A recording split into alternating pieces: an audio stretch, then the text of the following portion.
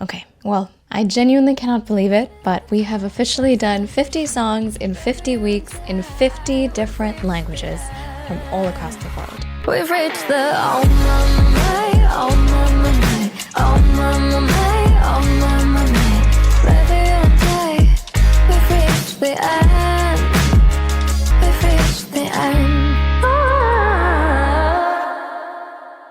It's been a whirlwind of a year, and I could not be more grateful to all the collaborators, the team, and every single person involved with this project. For me, the goal with this project was always to bridge the cultural gap. I've grown up between two different countries, come from various different subcultures. For me, identity has always been such an interesting word because I've never really figured out a way to describe it. And honestly, as somebody who feels like a cultural outsider in most spaces, I've always wanted to learn about how people relate to themselves, their identities, their language, what culture means to them. For me as an artist, the biggest joy was to use song as a medium to learn. And it's been such an amazing experience. I've been able to work with so many artists across many different countries, learn a lot about the fashion, the food, the language, the identity of a lot of cultures and subcultures that unfortunately are dying, don't see the light of day, or we just don't hear about in the mainstream. I once dreamt of learning 100 languages, but that is not possible in this lifetime. If I can't learn to speak 100 languages, I can at least learn to sing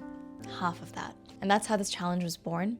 The goal was to learn, and I wanted to explore language, identity, and culture through the medium of music. That's not where it ends, but that was definitely the start, and this past year has been such an amazing experience that I would not replace for the world. We worked really hard to make sure that the pronunciation for each language was as decent as possible, that we were wearing textiles that represented the regions, and tried to be really intentional about it at every step of the way, where I chose an artist who had roots from the background, found a song that had cultural relevance, made sure I spent time learning the tones, accents, and styles, found collaborators or sourced outfits that were culturally appropriate, traveled to destinations to work with different artists and therefore had to coordinate equipment, studios, all sorts of things, and most importantly, just learned a lot. You know, I was incredibly grateful when people would comment saying that we've tried to honor the pronunciation of the language and we didn't mess it up, or that somebody from, say, a Nepali person enjoyed our Nepali offering. Could not have been more proud. However, it wasn't just about the people from the culture appreciating how we tried to represent it. But what gave me the most joy was people learning about other cultures and really this being a medium of exploration for a lot of people. I think a lot of folks who've been following the series have learned about different languages. I know people who've started trying to sing in other languages, learn about the food, the culture. I get so many amazing messages, comments, and DMs, and it, you know, for us, we are simply the access point or the conduit. All I've been able to do is bring people together, but the success of something like this truly lies in people appreciating and learning about different cultures. And to me, if even the tiniest bit you've learned about a new language, or you learned about how a dressing style is of another place, or it's made you feel more connected to your own roots and curious about others, that to me is success more than anything else. So if you've been following along this series, please comment your favorite song or your favorite moment or pretty much anything else. And please don't forget to watch episodes 1 through 4. We've broken down the songs in different 10s, so 10 to 20, 20 to 30, 30 to 40, etc. We have playlists on YouTube, Instagram, TikTok, etc. I'm going to link everything down below so you can watch all of the songs together and listen to them. And if you watched till the very end of this video, we have a very special surprise for you, so yeah, don't go anywhere, and I'm really excited to tell you. For this episode, just like the previous 4, I just wanted to break down the last 10 songs of the series, and yeah, I hope you enjoy it. So song number 41 was Assamese. Assamese was possibly one of the most requested languages for us to cover. My collaborator for this was Bharat Chandak. Bharat is an incredible human artist, absolute sweetheart. He is Marwari culturally, but grew up in Assam actually, so had a lot of exposure, and we made sure that we chose a song that we felt would be culturally appropriate, but also something that our generation would enjoy. So we chose the song Odhikar, and I wore the traditional Assamese sari called the Mekhla Chador.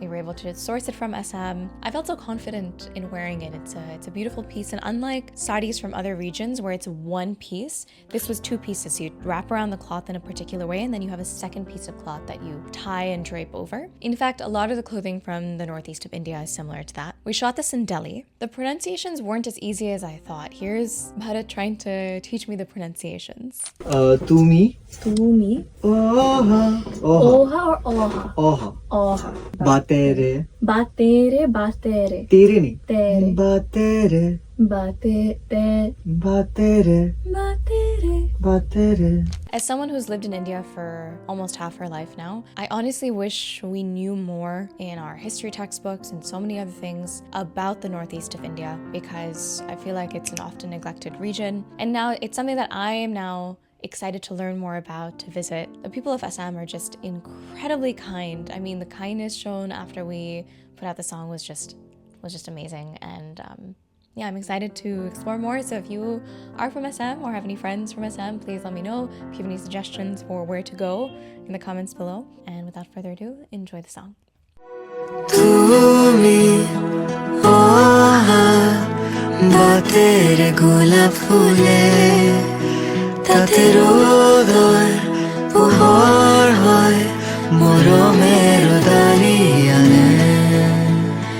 Tumi, oha, batere gulab phule, tate rodor, puhor hoy, moro mero daliyane. Chiman sale utama, he pano pola, kune ude bono are, moro muroma. Tumar bade teha, nayan karo, premoro dikar, premoro dikar, premoro dikar, premoro dikar. Language number 42 was a mixed mashup of languages from the Pahari region. Pahari just means mountainous region of India, which is in the north. And we chose two songs from the Himachali region and the Uttarakhandi region, meaning from the states of Himachal Pradesh and Uttarakhand. The reason for this is because we already throughout the series covered Garhwali and Kumaoni, which are both Pahari languages from Uttarakhand, and a couple others. The mountainous Pahari region of India is so diverse. For example, the state of Himachal Pradesh itself has 32 different languages. Himachali just being one of them, which is spoken by around 600,000 native speakers. So we did a little mashup with the songs Maini Meri and Bedu Pako. Yeah, they talk about the beauty of the mountains, of yearning and waiting for a loved one, talking about the nature, the greenery, flora, fauna. Just, it really transports you to that region. I have not been to Himachal Pradesh or Uttarakhand or a bunch of other places, so I'm excited to go at some point. My collaborators for this were Love Jayal and Ananya Bhatt, absolute sweethearts. We shot this in Mumbai and had a wonderful time trying to figure out how to piece these two songs together that are inherently different but felt very similar. One of the classic pieces of Pahari attire is this big nose ring. I don't have a piercing, and I don't think I ever will because I have too many sinus issues. My God, keeping this nose ring on as a clip-on just kept falling off. And I have so much respect for people who wear it on the daily. Just jewelry and things that represent their culture in such a classic, elegant, sophisticated way. Lots of respect. But yeah, here you go, and here's the song. Maini meri, shimle dirahe, chamba kitne kadu,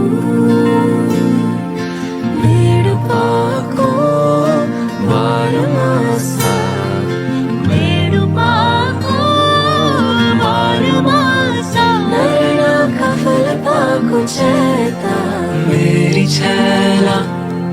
Shimle nivasna, kasole nivasna, shimle nivasna, kasole nivasna, chambe jana zarur, chambe jana zarur, med pako paramasa, narna kafal pako cheta, meri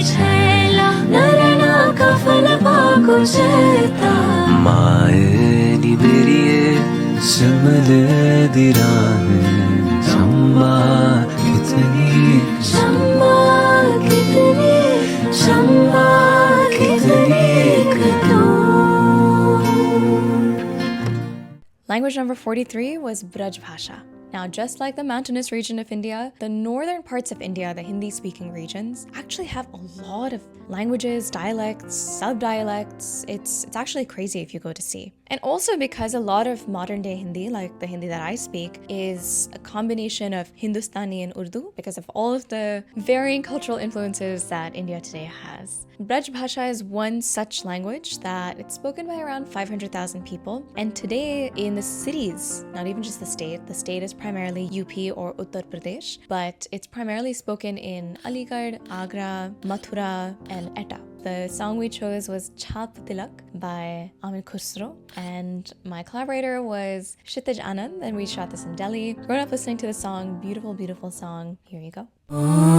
छाप तिलक सब छीनी रे मुझसे नैना मिलाई के नैना मिलाई के नैना मिलाई के सब कुछ मोरा छीनी रे मुझसे नैना मिलाई के खुसरो निजाम के बल बल जई है खुसरो निजाम की जान लुटाई मोहे सुहागन की नीरे मोहे सुहागन की नीरे मुझसे नैना मिलाई के छाप तिलक सब छीनी रे मुझसे नैना मिलाई के. Language number 44 was Thai, and I shot this in London with my friend Sunari. Sunari is an artist. She's half Thai, half black. Incredible singer, my god. I was wearing a fusion modern-inspired Thai outfit. Thai is a language spoken by about 60 million native speakers in Thailand and in different parts of the diaspora all across the world. It's a tonal language with 5 different tones. Can be hard for people to pick up, but is very accessible and approachable in the way it's spoken. The song we chose was Songleen. I've had exposure to a lot of Southeast and East Asian languages, so I thought Thai would be easier, especially since we've previously in this series itself done Mandarin. But it was not easy. Also because this song and a lot of Thai songs in the modern day are sung with a very pop bent. So my instinct was to sing it very pop as I would an English song, but I'd still keep the Thai pronunciation in mind. And basically, depending on the language you're singing in or the culture that it's from, it's all about how do you attack or reach the note. So I'll give you an example. In Western singing, a lot of it's you hit it straight, right? And a lot of pop Western singing. So, Romeo, save me, I've been feeling so alone. It's na na na na na. You're just hitting the note, and then how you end it is I've been feeling so alone. You might end it with like a vibrato type of thing. But in other cultures, like in a lot of Indian cultures musically, it's not about hitting the note straight, it's about how do you get to the note, right? Aaj jaane ki zid na karo. So aaj, it's actually aaj. If I was singing it straight, if I was singing it in like a more Western style, it would be aaj jaane ki zid na karo, which is totally fine.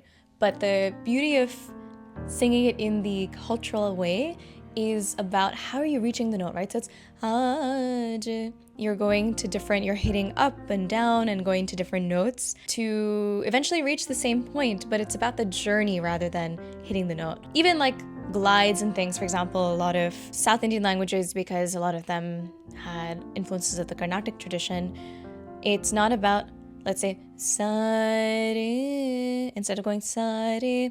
In Hindustani, you'd go sare. It's about hitting the note. Whatever. We've gotten the point. So anyway, this Thai song was interesting because it was very staccato in terms of there was not a lot of holding out of notes. So, lom fan and choi ma, right? Like ma. It was not ma, lom fan and choi ma. It was not that. It was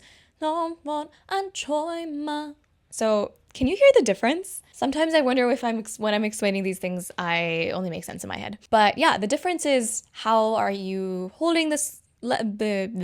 How long are you holding the notes for? How are you reaching them? And what's your attack style? Basically, is how I would differentiate among different spaces and regions. I hope that makes sense. And I've talked about this in previous episodes for different things too, so definitely check that out. Yeah, and also Thai and Hindi have a lot of similarities because they have a lot of similar Sanskrit loanwords. And I explore that, which you can see. How do you say foreigner? Foreigner in Thai we say Farang. Farang. Farang. We say firang. Firang. How do you say enemy? Satru. Satru. We say shatru or dushman. Dushman. Intelligence. We say buddhi. In Thailand we say intelligence is Acharya. Acharya. How do you say peace? In Thai peace is Santi. Santi. Santi. We say shanti. Shanti. Shanti. How do you say land? Poom. Home. We say bhumi. How do you say victory? Chai Shana. Chai chana. Well, actually, in chai is like jai. So jai ho is what we say. Jai ho. Jai ho. Yeah, exactly. I think it's always really fun to find similarities in languages because it just, again, makes you feel and remember that while we all might have different expressions, the universal language or truth or intention is the same. I think that's what we have to remember, right? There's so much beauty in our diversity, and there's also so much oneness in celebrating how we're different, but how we're also similar, and basically respecting and tolerating that rather than being like, I'm different, you're different, therefore we should not meet. It's about learning from each other, and that's, to me, has been my most favorite part about the series. Okay, anyway, without further ado, here's the Thai song. ช่วยมาน้ำตาก็ไหลรินเหลือเพียงกลิ่นหัวใจคลุ้งไปกับความเหงารักยังไม่จางไปตรึงติดชิดดวงใจยังหารันจนฉันให้ฝันคงไว้ได้แค่กลิ่นที่ไม่เคยเลือนลางยังหอมจังวันเก่ายังมาลมชวนมาทิ้งไว้เพียงอดีตที่ไม่เคยหวนมาซ่อนเธอไว้ในใจ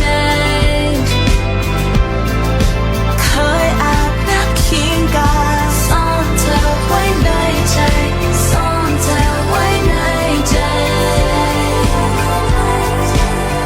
Language number 45 is Avdi. Avdi is a language spoken mostly in India and Nepal by about 65 million people, and typically in the Awadh region of UP.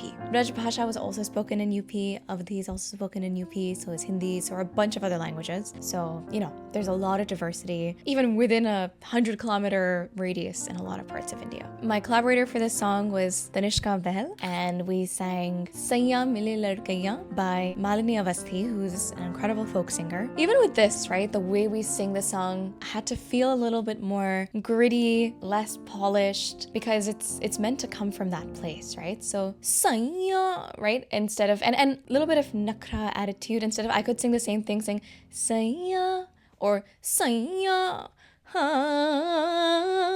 It was all about the playfulness, and that's what I love about exploring a lot of folk tunes from different parts of India and the world, because you learn so much about what it is that makes people, the region, the places tick. It's a love song, but it's kind of making fun about, honestly, how men can be childish, which I thoroughly enjoyed. We ended up having to do this super, super fast just because we were short on time and the studio was booked. But we did this in Delhi, had a really fun time, and here you go.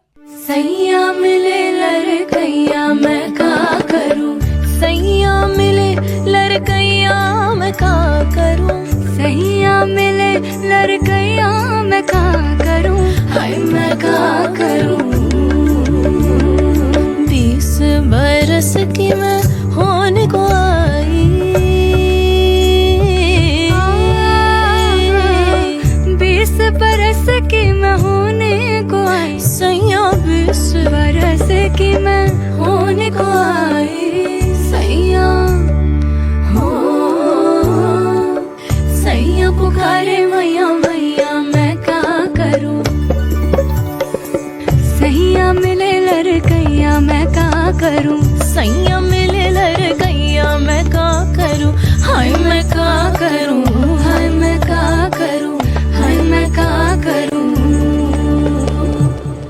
number 46 was French. French is spoken by around 320 million people in around 50 countries and territories, and is the second most geographically widespread language after English, meaning there is more geographies in the world that speak French as their first or second language. In fact, it's the official language of course, France, but also Canada, Belgium, and Switzerland. I collaborated with Ahilia Bamru on this song. She is an incredible singer, actress, creator, and she actually grew up in Pondicherry in Oroville, so she grew up with French around her as a first or second language, so her pronunciation was on point. I actually learned French as a little kid when I grew up in the US. Typically, a lot of kids learn Spanish, but I learned French for whatever reason. I went to a Montessori school, and then, I learned French for a few years. I've sadly since forgotten it, but my pronunciation is fine and decent, and Ahilia helped polish it. And French is just one of those languages that you can say literally anything and it sounds sweet. For example, if I'm saying "futre vu," I'm basically saying F you. You would not know. It's... Also, the way that the R's roll is interesting because it's different from, say, Middle Eastern languages that are more guttural or from the throat. The song we did actually was La Vie en Rose. Rose. It's subtle, it's a roll, versus, if I'm saying ha maka, that's kind of coming from the throat, whereas this is more in the palate, right? Rose, merde, merci. It's a your uvula is being closed in on. Wow, uvula is a little dangly thing that hangs in the back of your throat. Yes, I know a lot about throat anatomy, which has honestly helped me as a singer, because sometimes when my voice is straining, I'm like, oh, actually, this is my cricothyroid muscle that's feeling sore. And anyway, whenever I'm unable to reach something, I know which part of my anatomy is likely causing the issue. Sometimes it's the tongue, the root of tongue, the jaw. It's amazing because it helps, and sometimes it makes you overthink. So you should have the knowledge, make sure that you know it so you are in control of that, but when you're performing, you kind of gotta let it go, because so much of artistry and performance is just about how you make somebody feel. Anyway, so the song is one of the most famous French songs in the world, and we did a little dreamy acoustic version, so I hope you enjoy it. Quand il me prend dans ses bras, qu'il me parle tout bas, je vois la vie en rose. Il me dit des mots d'amour, des mots de tous les jours, et ça me fait quelque chose. Il est entré dans mon cœur, une part de bonheur dont je connais la cause. C'est lui pour moi, moi pour lui dans la vie. Il me l'a dit, l'un serait pour la vie. Quand il me prend dans ses bras, qu'il me parle tout bas, je vois la vie en rose. Language number 47 was Nepali, which was also one of our most requested languages. Nepali is spoken by about 17 million people between Nepal and parts of India, particularly the region of Sikkim. And my collaborator for this was Ananya Sharma, who I really enjoy working with. She's a wonderful person. The song we chose for this was Timi Sangai by Apurva Tamang. Honestly, the music coming out of Nepal is bomb. It's fire. You should definitely check it out. Some of the melodies that they have, the production especially, incredible. I would highly recommend checking out Nepali pop music. And yeah, we both wore these beautiful saris from the region. Nepali is quite similar to Hindi in certain ways. They're both phonetic languages, and being able to differentiate among some of the pronunciations was important. Like,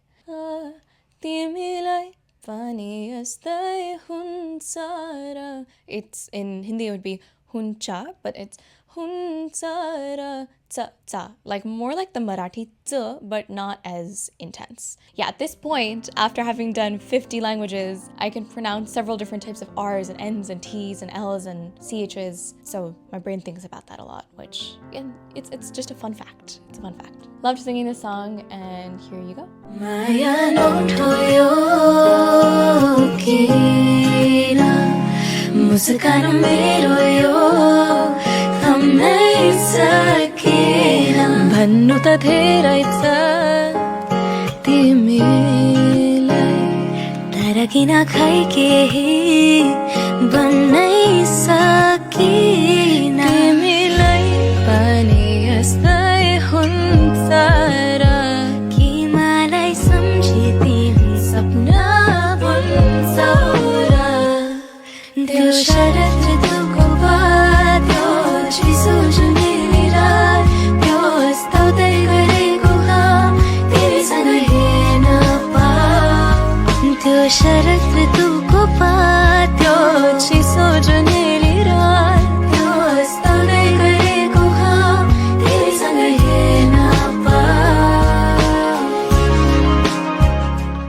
Language number 48 was Bodo. Bodo is actually one of India's official 22 languages. It is spoken by around 1.2 million people, primarily in the northeast region of India in Assam and Meghalaya.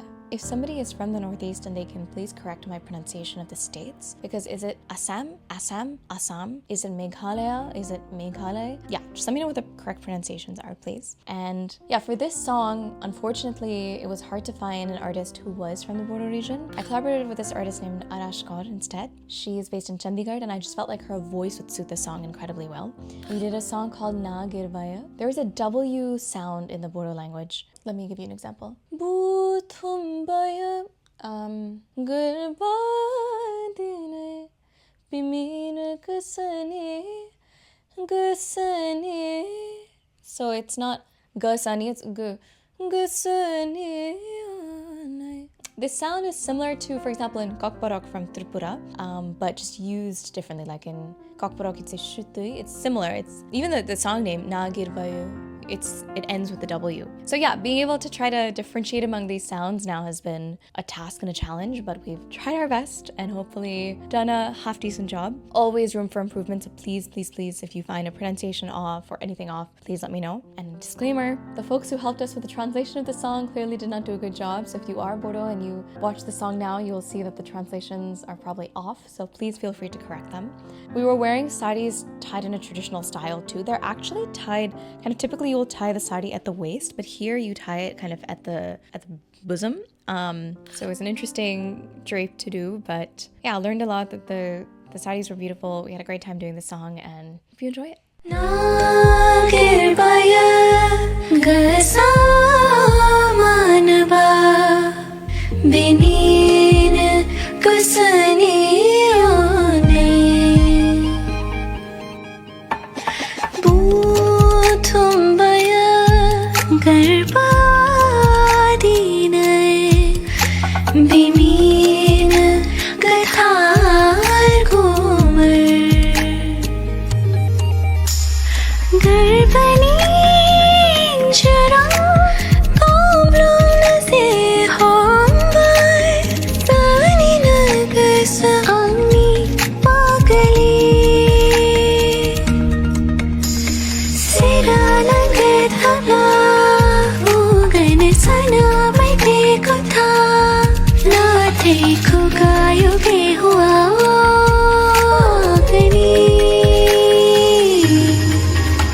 Language number 49 was Sinhala, which is from Sri Lanka and spoken widely among the Sinhalese people. There's about 19 million people that speak the language. And the closest relative to it is not Tamil, because Tamil is actually also spoken in Sri Lanka and is one of the official languages. But the closest relative is this language called Divehi, which is the official language of the Maldives. So, fun fact.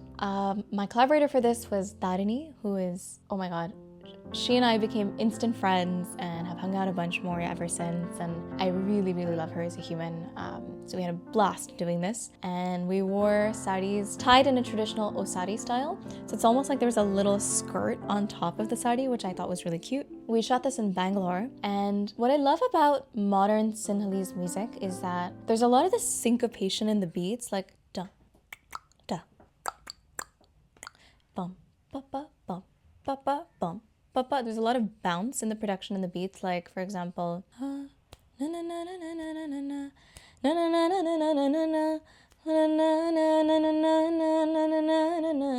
this is Manike Magehite, which you might have heard everywhere. So the song we did was called Lilina, which also had a similar zone and tone to it. You know, it goes even in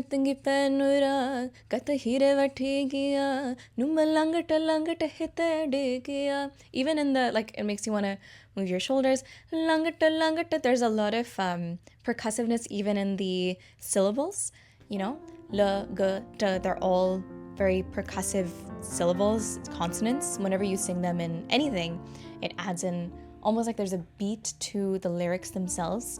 So even without hearing the music, you can almost picture what the production and percussion would be. So yeah, very fun, and we had a great time doing it. And I thought the composition was really cool too. So yeah, hope you enjoy it, and here you go. 오인했던 기쁜 우라 가다 히리 발튀기야 눈물 랑긋 히타리기야 Mana bendu nuru sara Sura lava mawatiya Lag davit hitadawagiya Lalana numbete sarulame Dilana diguvarala dige Hadama numba vadama yavuna Danana hitasana halana numba mawisana Anami numba hagami karka Ame hadanu mekama Lalana numbete sarulame Dilana diguvarala dige Hadama numba vadama yavuna Okay, drum roll please. So the last of the 50 songs in this series was dun, dun, dun, dun, dun, dun, dun, Korean. Korean, wow. Language that's really taken over the world. Definitely our most highly requested global language, and it's insane to see how South Korea has really been able to just have a movement in their music, dance, film, art, beauty, skincare, you name it, it's everywhere. And the language itself is spoken by about 80 million people and growing. It's mostly spoken in South Korea, of course, parts of China and Japan, now the US, and I think there's more and more people learning Korean world over, which I think is really cool. In fact, my collaborator, so his name is Ye-chan Lee. He goes by Charlie. You may recognize him because on Instagram, he also goes by Kahani. He actually spent 20 years of his life in Patna, Bihar, which is a really random fact about him. So his Hindi is really, really good as well. His Korean's amazing, his English is good. And his mom actually is a Korean teacher in Patna. So if you want to learn Korean, I'm sure you can DM him. But I think it's fascinating to see how much of an appetite there is now for the language world over. And yeah, I'm curious if you're somebody who is excited about learning Korean, or if you have just any comments you have, just let me know, because I'm always curious who's learning it, why, where the motivations come from. We decided to do a song, the OST, or the official soundtrack from the K-drama Love Maybe, and yeah, I had a beautiful time doing it. It was cool to learn about aspects of the tonality of the language, how similar it is, how it isn't. Here is an example of me learning it. So first is 너와. It's 나와. 너와. 나와. 너와 함께. 함께. 함께. 너와 means you, with you. 함께 means together. With you together. Okay. Yeah. 너와 함께. 함께. 함께. 하고 싶은. Yes. So 너와 함께 하고 싶은. 싶은. Yeah. Yeah, I was also wearing the traditional outfit and dress that Ye-chan had brought for me from South Korea, which was very kind of him. Yeah, I mean, again, percussiveness, melody, like 너와 함께 하고 싶은. Like, I love how they play with the major and minor. You know, it's like na na na na na na na na.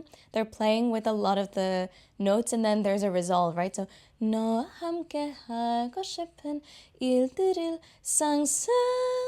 You have this da da da da da. It's like the push and pull, the mystery. That's kind of how, that's how composition and musicality works, right? If it's usually a major song, it's more happy. Minor song, it's more sad. Something that plays between the two like this. You're not really sure where it'll go, which is perfect for something that's a soundtrack of Love Maybe, right? Where it's like, is it love? That's not the direct translation, but that's kind of the feeling, right? 너와 함께 하고 싶은 일들을 상상하려게. Right? Stuff like that. Anyway, beautiful song. Lots of learning on the musicality, artistry, composition, all of these fronts. Without further ado, here you go. 너와 함께 하고 싶은 일들을 상상하는 게 요즘 내 일상이 되고 너의 즐거워하는 모습을 보고 있으면 자연스레 따라 웃고 있는 걸 너의 행동에 설레어하고 뒤척이다가 지새운 밤이 많아지는데 이건 누가 봐도 사랑일 텐데 종일 함께면 질릴 텐데 나도